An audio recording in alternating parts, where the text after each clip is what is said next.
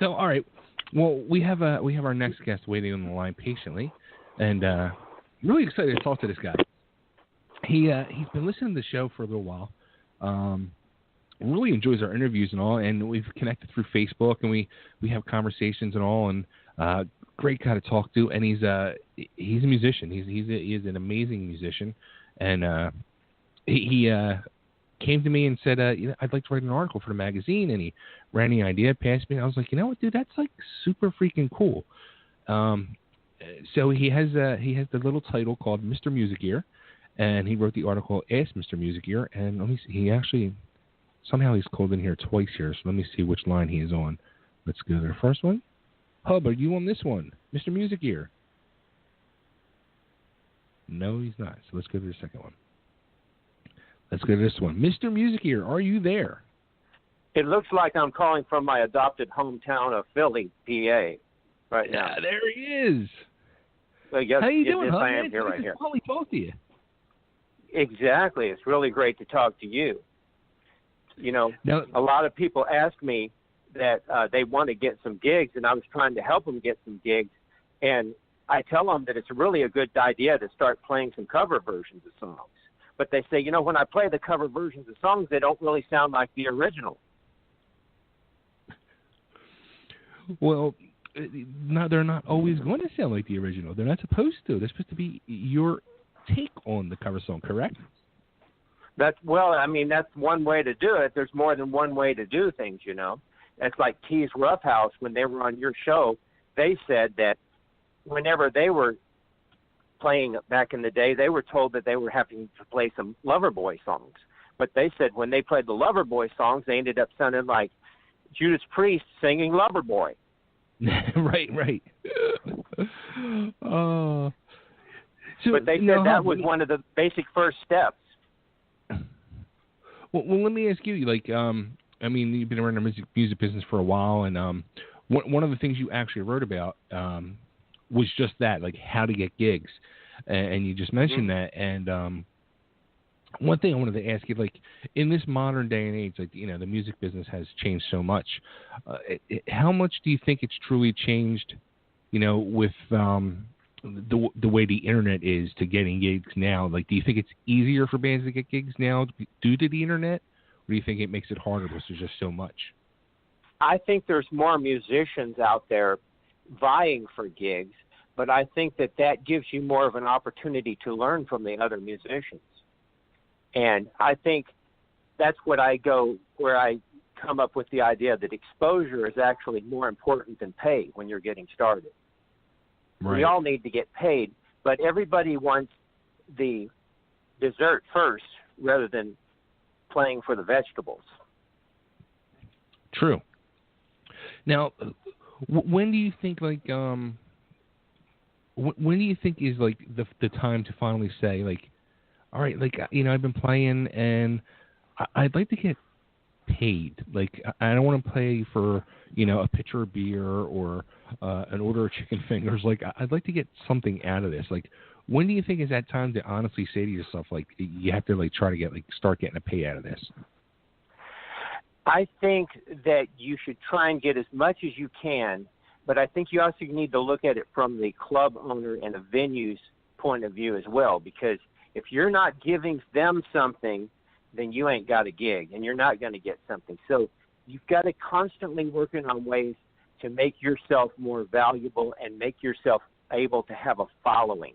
If you can develop a small following, you can get a gig anywhere on a weeknight. You can get a paid gig. It may not pay much, but once you've got a following, it's all about getting a following. If you don't bring people to the club, they can't afford to pay their light bill.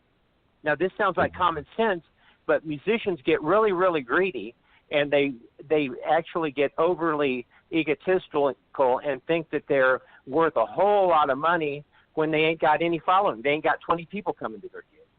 Right. Now, here's a situation, too, that, like, probably like 3 weeks ago, a buddy of mine who runs a club here in Philly, he had posted, he had a show on a Saturday night. Now, Saturday night, the big night of the week in the club scene. he had a Misfits tribute band and two other bands playing the show. Mm-hmm. By the way, tribute bands are a great idea. They're actually becoming the big draw, and I hope fingers crossed for next week too for my show. But anyway, he posted the next morning. How do you have three bands on a bill and end up with one paid person? I think you've got to really negotiate this stuff at the beginning, and you got to think about it, and you got to realize that since you don't have that much of a track record, you've got to go out there and find out. You got to start like you want to begin. You got to know what's going to happen, and you got to think about. You got to discuss all the topics, and don't be shy about talking about what the arrangements are. It's just really, really hard to get paid when, like you said, when you got three people on a bill. Now, do you think, like, you see so many shows nowadays? I mean, I see it here where I'm seeing, and this isn't even just on a Friday or Saturday. I'm seeing this during the week now too, even more, where there's like four. I think I'm losing you, Bay. I can't really hear you at all. Well, now I'm starting to hear you. Okay. So there's bands on these bills. Like during the week, I'm seeing up to 4 bands on a night, like during the week, and on the weekend, up to 6 or 7 bands. Like, when do you say enough's enough? You got to say enough's enough. You got to find out what your stipulations are, how many bands you think it's going to be worth it for you to play with. Because they realize that there's a huge amount of people who want gigs right now, and they're actually taking advantage of the talent. Interesting. Yeah, so, well, you got to understand, too, with the drinking and driving laws and all that kind of stuff, there's not as many places to play a lot of times. But you can make gigs. You can have house parties. You can do all kinds of gigs. You can look for other opportunities. It's not going to be the exact same world that it was back in the day for that kind of thing. Now, how about, like, because you're in Texas, so how is the scene in Texas? Like, is there a lot of people coming out to shows still, or?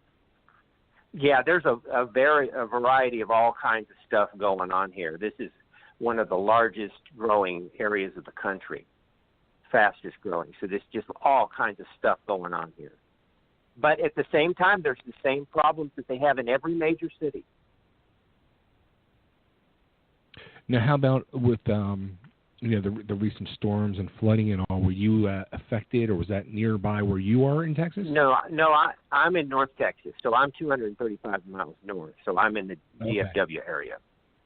Okay. Even though I am in my adopted virtual hometown of Philly, PA, right now too. And you have your bowl of gravy with you, I am sure. Oh, of course. I mean, you've got to have that vitamin C, but I do have a Texas version of Philly gravy. You know, I almost said sauce, but it's actually not sauce, it's gravy. But, you know, as ZZ Top said, I'm bad, I'm nationwide. There you go. Now, something too, with the whole gig scene and all, and something that, going through like all these different bands. How about music equipment sharing? Like, do you think that's something that should be really utilized? Do you think every band should bring all their own stuff, or? I think that they should be really, really bring as much merch as they can. Don't be too pushy on it, and realize it's all about people. It's a people business and getting to know people. And I've seen people that are actually playing gigs all the time, and you go up and talk to them, and they never ask you about yourself. I think if you're a performer, you need to get out there. You need to get bonded with your fans. You need to talk with them and get interested in them, and not just talk about yourself. That's what I think. Yeah. Absolutely. It sounds like common sense, but I've seen that's hard for a lot of people. You know, it's like I can understand where it's hard. 'Cause I know, like, when I would be playing shows, or even when I was in the wrestling business, when people come to you and say, "Oh, you know, I think that sounded good," or it sounded awesome, like it was kind of like weird for me to take, you know what I mean, to take that positive criticism. I don't know, maybe because I wasn't used to hearing it, but I guess it's kind of hard for people. Well, it's weird because someone knows you because they're liking you for what you do, and they don't really know you, but they feel like they know you.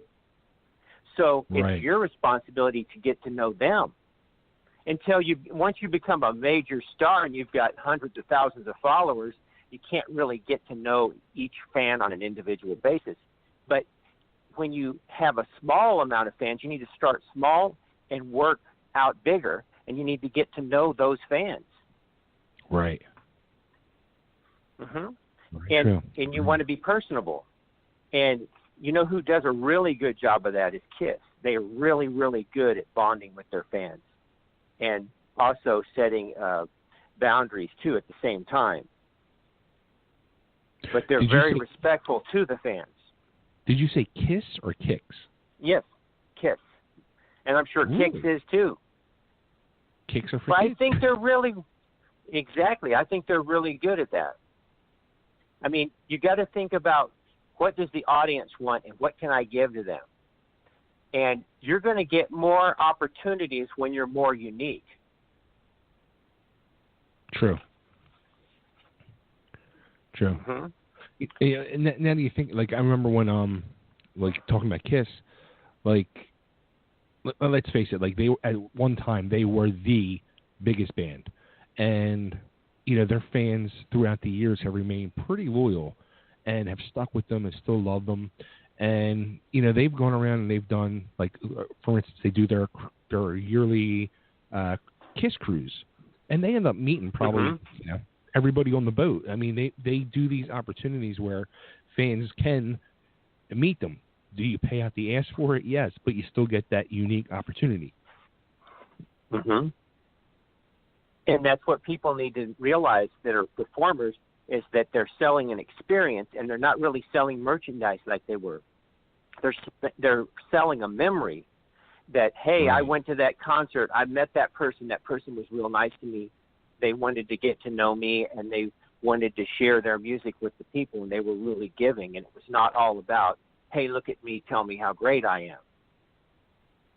I think more and more, too, like you just said, selling that experience, that's more or less like what concerts have become as well, where, you know, they're not, artists are not selling as much music as they used to. They're selling not only the experience of seeing them in concert, but how many of them now, especially if you're seeing a band in a club, at the end of the show, that band's in the back of the club at the merch stand, shaking hands and taking pictures and all, and giving people that, again, unique experience. And it's all about the experience. I think it's also important to realize that you can have a type of music that appeals to not just one audience, you see. I think that, especially at first when you're trying to figure out what is your strengths and what it is that you do to make a music that is going to bond with people, actually register with people, a particular music for your style. Yeah, now,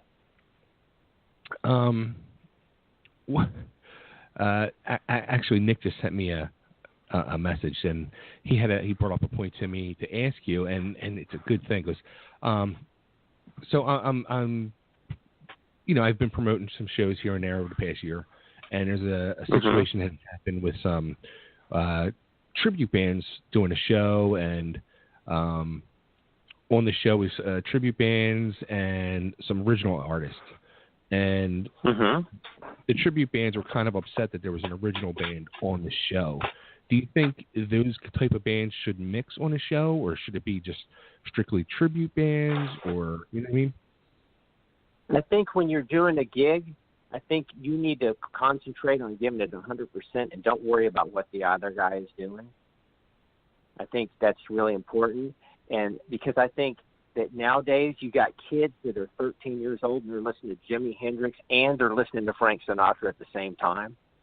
And so I think with such a wide variety and array of music that's out there, it's important to just let all the different things going on happen. Right. Unless the club owner has a different idea. I mean, you got kids that are, like I said, Frank Sinatra, and then they like Jimi Hendrix, and then they also like 80s music. They like Soft Cell or Human League or whatever, and they're like all this wide variety and plethoras of music. Right. Which I think we were talking the other day, weren't we, about Damiano Scarfi? Mm-hmm. Damiano Christian. He's one. Exactly. I think he's like 20 years old now, and he's so talented. He's an amazing guitarist, pianist, a dancer, ballet dancer, and he's now. I haven't seen an update recently, but I know in the last 2 to 3 weeks, he was in the running to be on the new season of American Idol as a singer as well. So I mean, and he's 20 years old.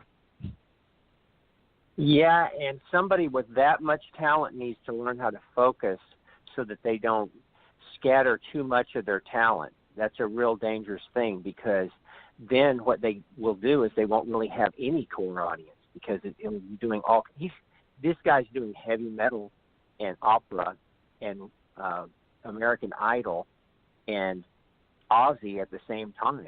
And so the Aussie people are not going to like the American Idol thing, and vice versa, and Liberace too. Right. Now, how so about, for one person, you can't be everything to everybody. Right.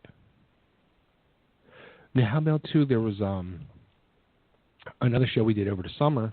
We had a couple bands come up from the Atlanta, Georgia area, and now the show was right outside of Philly, and they had it's scary to imagine. They had probably a couple dozen people there for them, and they were all from this Georgia Metal Coalition.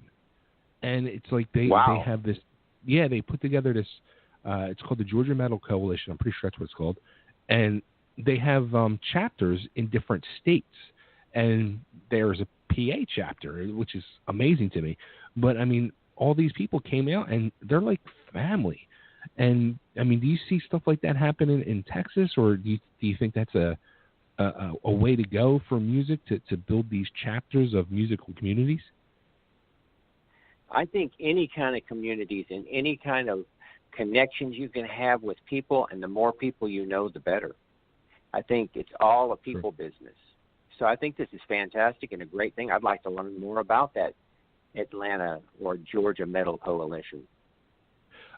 I'm telling you, I was blown away. I was blown away by the support. And even recently we had one of the bands, the singer of one of the bands, Dead Reckoning, and Dead Rights or Dead Reckoning, the lead singer, called in a few weeks back on our 250th show.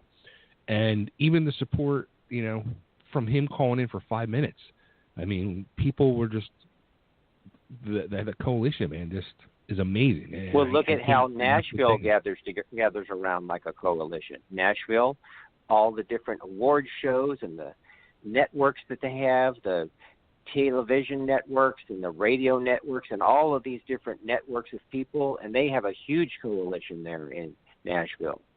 And so I think the more of that kind of thing you can have, the better. Yeah. And those scenes like that will live a long time.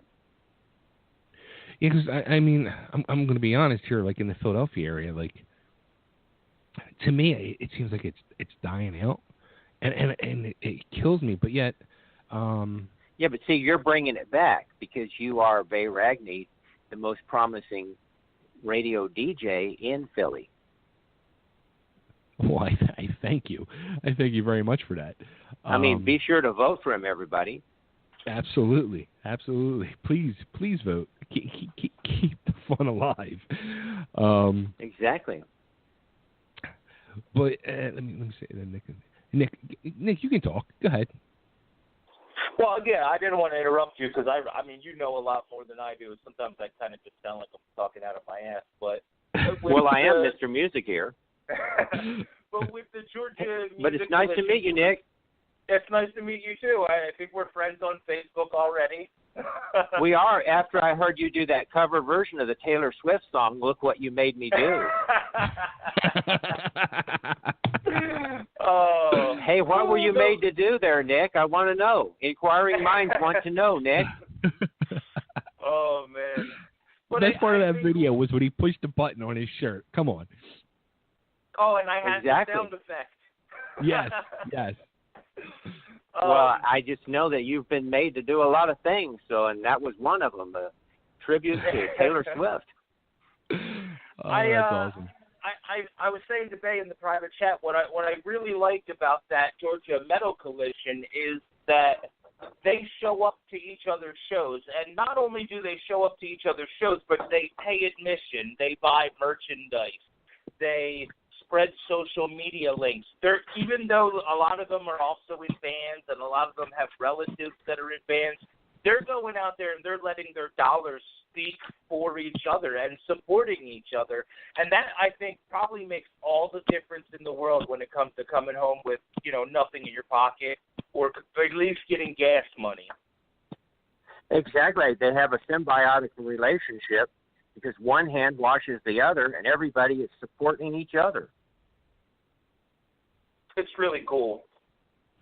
Yeah, it is. Fantastic. Again, like those scenes like that are going to last for years because once you get something like that built up in an area, it transcends generations. Like I said, look at Nashville. Look at Motown. Look at all the different coalitions like that. Yeah, I'll tell you what too. Like after doing that show and meeting them guys and hanging out and talking with them and all, like I was even saying to Nick, I'm like, I want to form a coalition like that here in Philly. Like we really need something like that. And then so I went on their website. Like they have like all these bylaws and this whole thing. I was just like, wow. Like they have like biker jackets with patches and stuff. Like they're a community. Yeah, it's a whole. Now, when you start your community, I wouldn't take those bylaws and all that kind of thing too far because that starts getting too much politics going in. You would never do that, would you, Bay? Bay would never do that. As soon as I read all that stuff, I got turned off. I was just like, it was giving me a headache. I'm like, this is too much to think about. I got too much going on already. You'd be like the guy who went to church with a social condition. But you know what? Like, if we did have like jackets and all, it would have to be like a bowl of gravy with meatballs and sausage on it. Well, basically, you'd have a emblem on the collar that said "It's all gravy." It's all gravy. Always gravy. Oh, it's so awesome. That is so awesome. And like I say, gravy is symbolic of all the serendipitous things that happen when we do work on our talent, such as music. Now, what are you doing with your talent right now? Are you I was seeing something. You were like at a music store recently, and people were asking if you were teaching there. So have you taught music in the past, or? Oh yes, I taught music for many years, many years. I've had thousands of students. Wow. So, like I said, this isn't my first rodeo. I actually worked in different music stores, also working in retail for over 25 years. Oh, no kidding. Yeah, out in California. So were you working like for one of the big name stores or a mom and pop shop? Oh, no. Smaller stores, which is actually a good thing because then you get to actually learn what some of the real people are doing rather than people that are working in the political regimes. Right. Oh, that's not bad either, but I'm just saying you can actually learn a lot about the ins and outs, people who have their small businesses, people who are actually out there making things happen on their own as well. Now, let me ask you, like with the whole music store scene and situation that goes on, like I know like growing up here, playing guitar and music here in the, as a kid in the 80s and playing out in the 90s and early 2000s or whatever. And as the years have gone on, it has really changed from those small mom and pop shops to these more corporate, Guitar Centers now and Music Center and stuff like that. But I would argue that there's a lot of opportunity out there, though. But I'm saying the one thing that, and it rubs me the wrong way, and I've made this comment on Facebook a few times, like when I've gone into these stores over the last so many years and tried to put or drop off flyers for shows or situations like that, like they don't want none of that stuff in their stores now. It's like they don't want to promote the local music scene, but they will gladly sell you an overpriced instrument. And that's why we support our coalitions like this that are grassroots coalitions, and our mom and pop stores and our local musicians and our online self-employed musicians and these kind of things, because these people are the people that are keeping all the machinery greased. Right. I mean, it is true. Almost like huge numbers of big stores have taken over the teaching studios, and they've taken over big conglomerations of small mom and pop stores. But there's a lot of opportunity for people who want to start businesses online and teach online and really get their name out worldwide. Yeah, it seems like, that's really going to be the future of the whole musical teaching thing, beside these rock schools that are going on too, which is a tremendous thing. But the whole internet world and teaching online through Skype and things like that. But it's not just teaching online. You can actually start your own business making custom-made guitars, like the guy over there, Depento guitars, and you can do all kinds of stuff. You can sell all kinds of unusual products. You can make up inventions. You can have blog spots that teach people all kinds of things, and you can have all kinds of performing opportunities as well as a result of doing all these things. You don't actually put all your eggs in one basket. Yeah, Chris DePinto, he's got a hell of a thing going. He's really made a name in this the business, making his own guitars. It's amazing. And he's known all around the world too. Yeah, big time. It's funny because it was probably, I think I even was telling him when I had him on the show, a guy I went to high school with who I kind of grew up with and played throughout the music scene together in the 90s and all in early 2000s.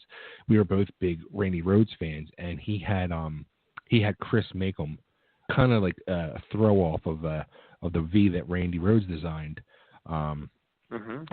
where it was kind of like that the shark fin V.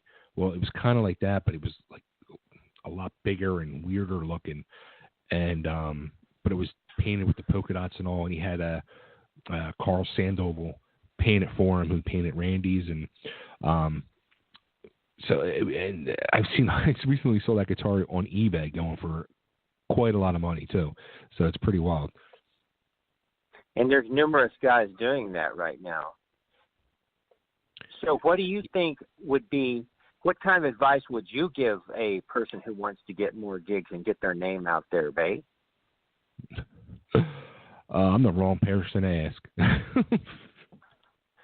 Well, I don't know about that. I mean, you got to think of it like this, is like I had somebody ask me one time, when I perform, how do I know if I'm moving around too much while I'm performing it? And that's actually an embarrassing question, they told me. That's an interesting question.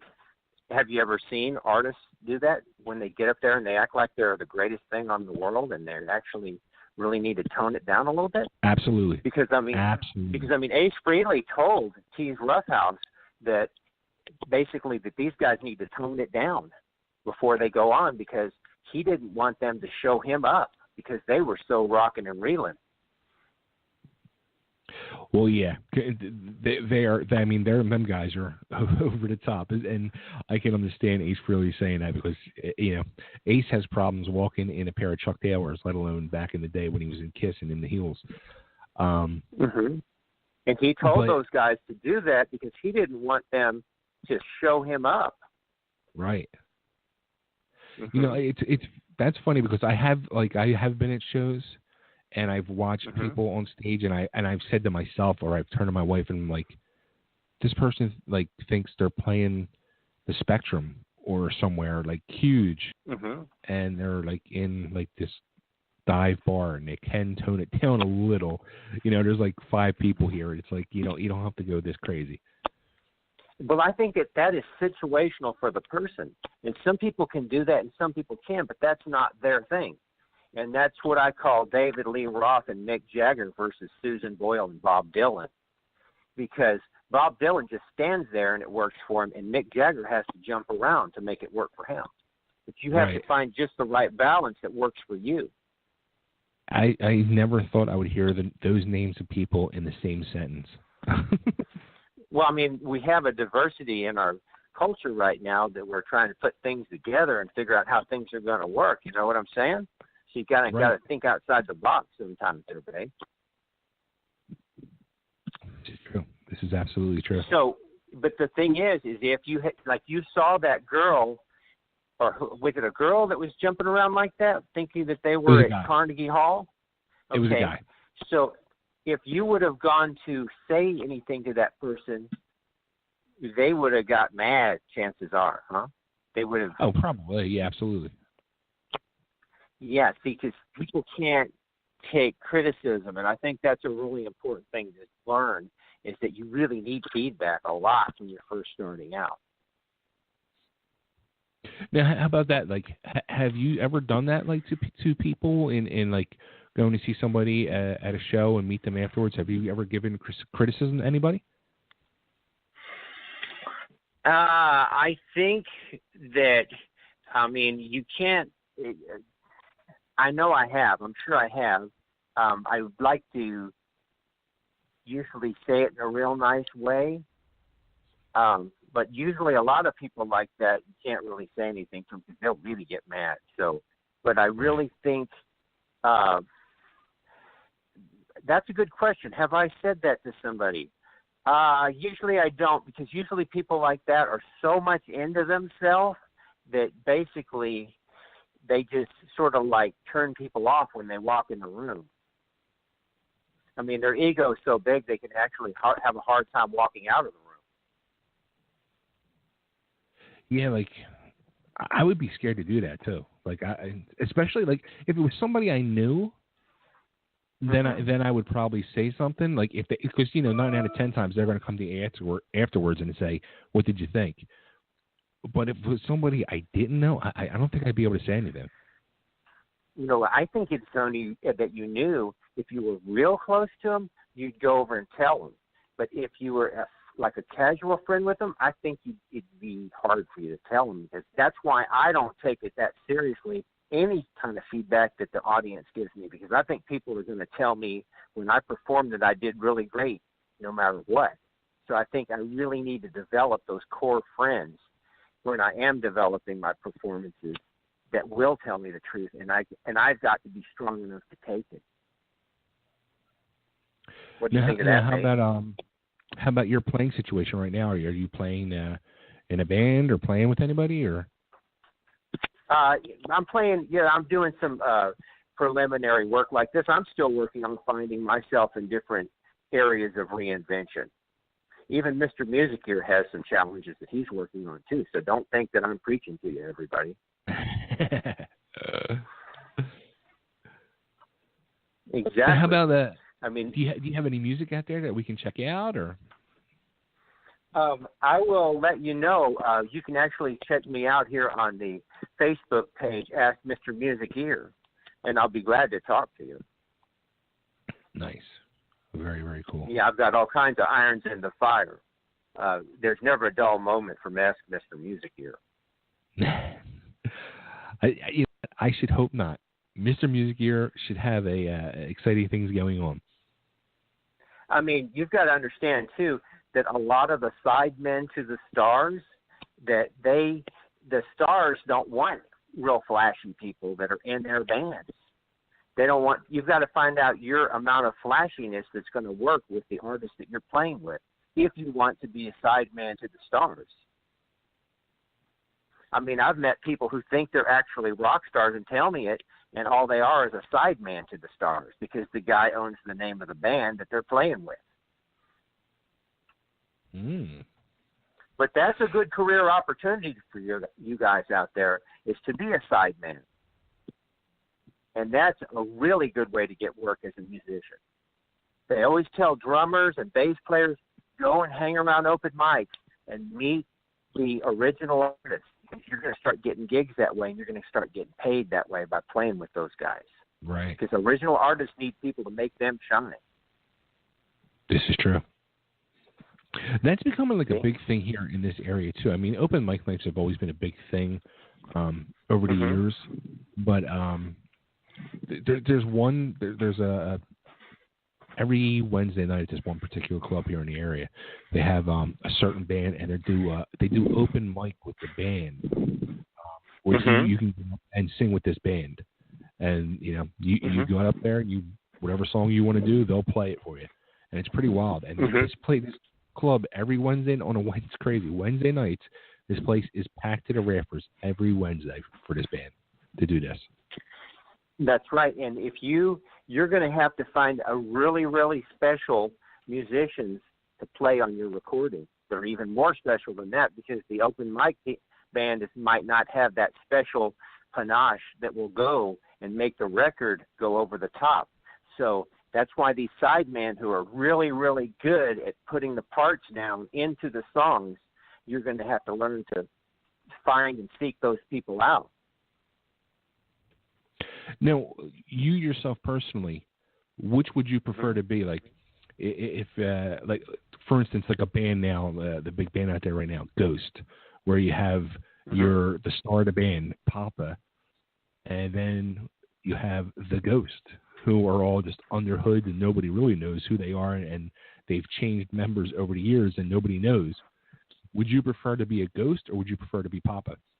I think you really need to play a bit part in somebody else's movie before you can become a star. But the thing is about them is that I think that Papa really is the kind of guy you want to aspire to be, because I think that not bands, but I think actual individuals are actually more on the up and up of popularity right now and more marketable. And actually, you can actually call the own shots. But you can call your own shots, but actually you need to play a bit part in somebody else's movie first before you can start it in the show. Right. This is true. So what do you think about that, Bay? What do you think is better? Would you like to be a solo artist, or would you rather be a band member? What do you think is more productive and profitable nowadays?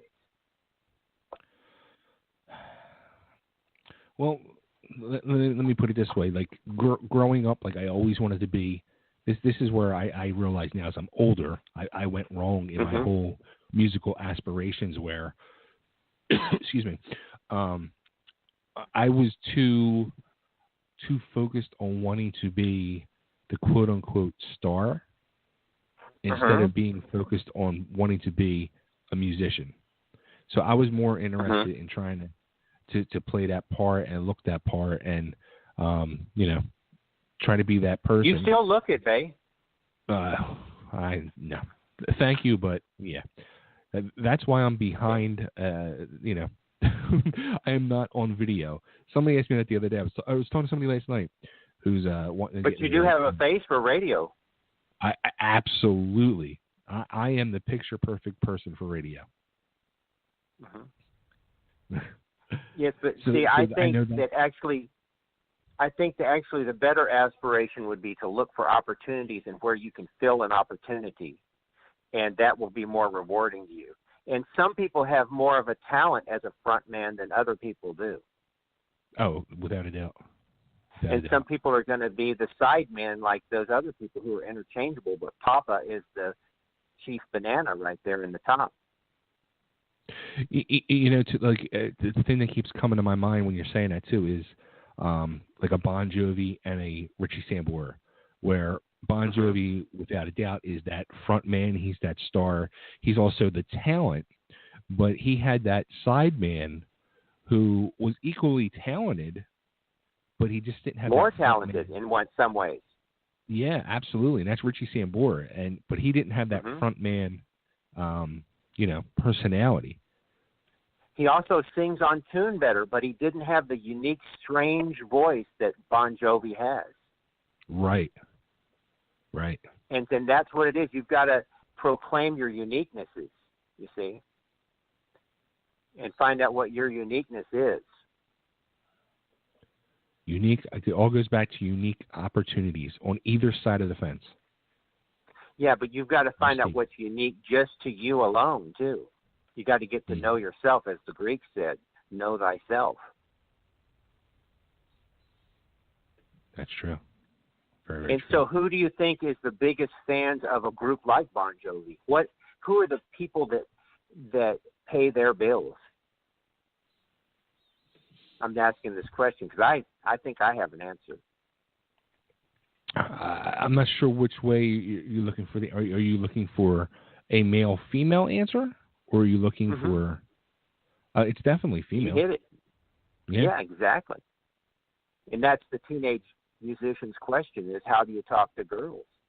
Even though that's a lot of reasons that they play music is to meet girls, but a lot of them don't like the music that girls like, and so they don't want to play the music that girls like. But they're going to get a lot more gigs if they play the music that girls like.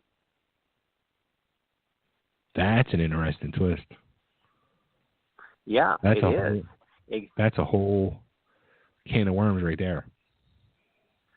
I don't know. It's a cake full of lovely girls jumping out of the cake. So let's ask that to Mr. Musicear. Like, was that what inspired you to want to become a musician? Was it because I know the answer for me? Was it the fact of actually being a musician, or was it the fact of the female persuasion? I think it's a double-edged sword there, and I think there is some truth in both angles of the answer to that there, Bay. That you can't just have but one be the thing. I think you need to have a balance, because I think that singing music for romantic and that kind of thing is going to be highly profitable to you. Right. I mean, even bands that don't really have a romantic thing going, that have a lot of fans like Metallica, they still have a lot of female audience. It's not as huge as bands like Bon Jovi, but they still have a female audience, because where the girls go, then the guys will go too. Absolutely. Exactly. But you got to convince these startup musicians that female audience is a huge plus. And playing music that females would like is really, really important. Like I said before, the teenager's question is, how do you talk to girls? And it's not just musicians that are men.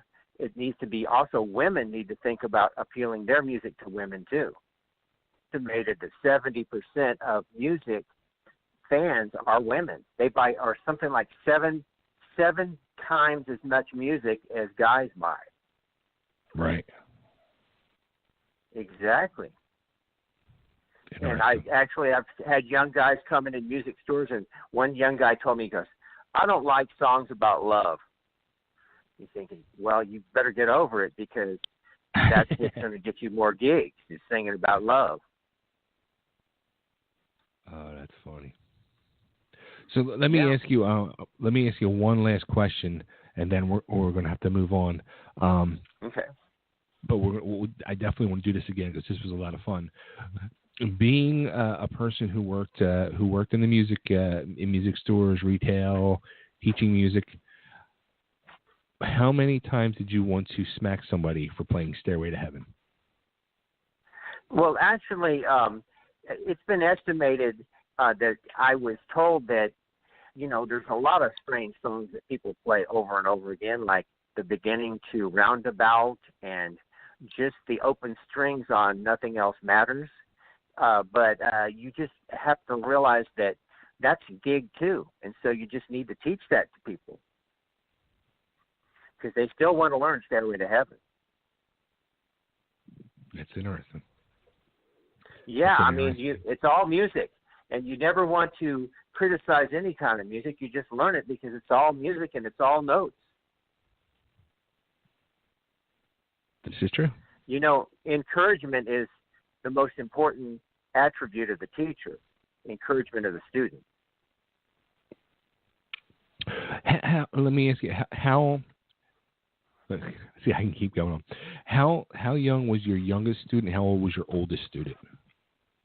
Well, you can start at like 5 or 6 years old, and then you can have older students like 70 years old, 80 years old. I mean, there's actually nobody's too old. Again, like we talked about before, you're never too old to rock and roll. And, you know, some of these rock stars were old when they were young. Just look at Keith Richards. Right. He was old when he was young, and now that he's young when he's old. Yeah, and I mean, a lot of these guys, when they went to see Chuck Berry for the first time, they said, "Hey, you're my dad's age."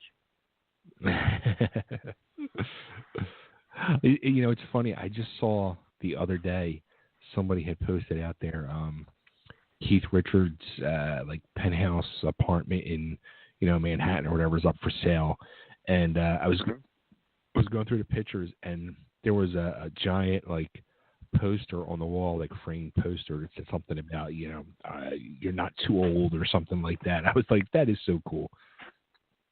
Exactly, and I think it's really important. You know, if you still want to wear a mullet, go ahead and wear a mullet.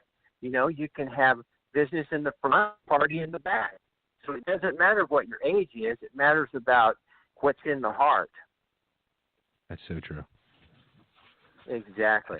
I mean, we got, back in the day, they used to say, when everything old is new again. And sure enough, baby, it is. It's everything old is new again. So we can, anything we want to look up, we can look it up and we can watch it and proclaim it as if it is new.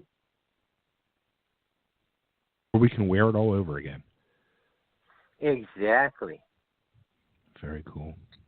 Cool. So, all right. So, where should we send everybody to go? They should go on the Facebook and look for Ask Mr. Musicear.